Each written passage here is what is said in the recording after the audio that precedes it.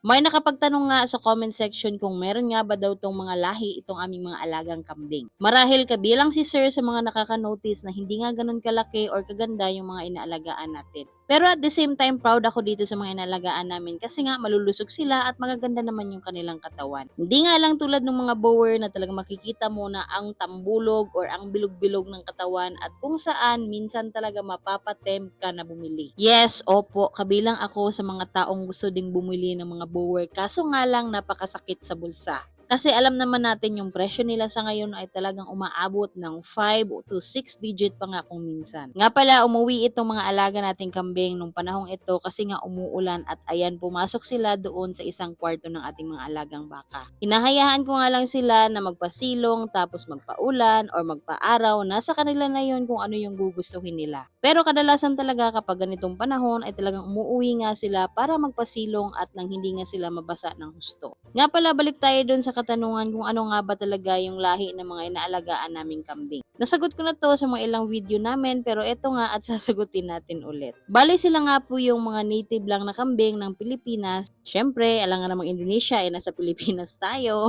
O, di ba nakakatawa?